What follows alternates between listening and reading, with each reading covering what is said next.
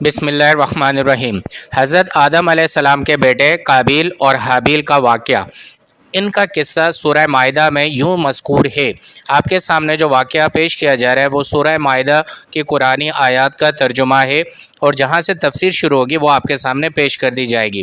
ترجمہ: لوگوں کے سامنے آدم علیہ السلام کے دو بیٹوں کا واقعہ صحیح بیان کیجیے۔ جب ان دونوں نے اللہ کے حضور اپنی قربانی پیش کی تو ایک حابیل کی قربانی قبول ہو گئی اور دوسرا بھائی قابیل کی نہیں ہوئی۔ وہ غصے میں کہنے لگا، میں تجھے قتل کر کے رہوں گا۔ حابیل نے کہا، اس میں میرا کیا قصور ہے؟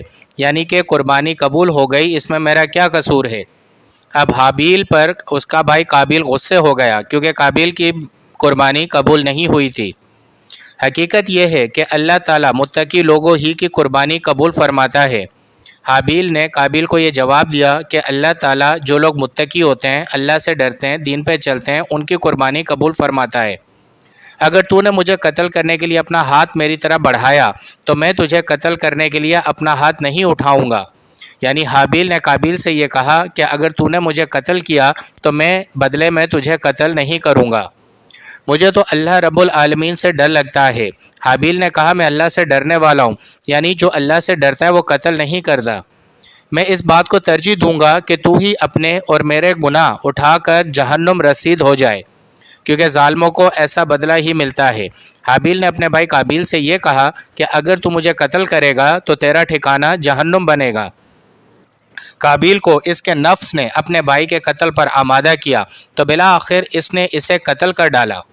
قابیل نے نفس اس کے اوپر حاوی ہو گیا، یعنی نفس نے اس کو یہ ترجیح دی کہ اپنے بھائی کو قتل کر دو، لیکن اس کام سے وہ بہت خسارے میں پڑ گیا۔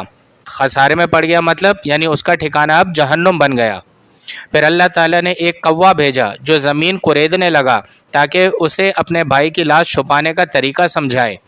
قابیل نے اپنے بھائی کو قتل کر کے زمین کے اوپر ہی چھوڑ دیا تھا تو اللہ تعالیٰ نے اس کے سامنے کوے کی مثال بنا کر بھیجی۔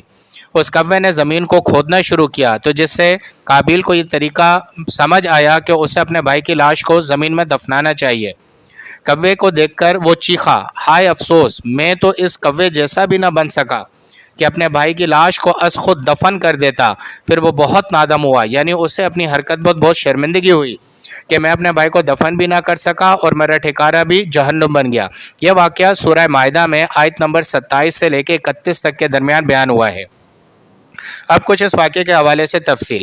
ہمارے نزدیک رائج بات یہ ہے کہ اس قصے سے متعلقہ واقعات مکہ مکرمہ ہی میں وقوع پذیر ہوئے، کیونکہ حضرت آدم اور حضرت حوا علیہ السلام یہیں رہتے تھے۔ اسی لیے روایات میں یہ ہے کہ جب قابیل نے حابیل کو قتل کر دیا تو وہ یمن بھاگ گیا۔ تاریخ طبری میں ہے، قابیل اپنے والد حضرت آدم علیہ السلام سے ڈرتا ہوا یمن بھاگ گیا۔ شہر دمشق کے شمال میں قاسیون نامی پہاڑ میں ایک مشہور غار ہے جسے خونی غار کہا جاتا ہے۔ وہاں کے عام لوگوں کا خیال ہے کہ قابیل نے اس غار کے پاس اپنے بھائی کو قتل کیا تھا۔ یہ واقعہ ہے حضرت آدم علیہ السلام کے بیٹے قابیل اور حابیل کا۔ آپ کا سننے کا بہت بہت شکریہ۔ اس چینل کو سبسکرائب کریں اور ویڈیو کو شیئر کریں۔ اللہ حافظ۔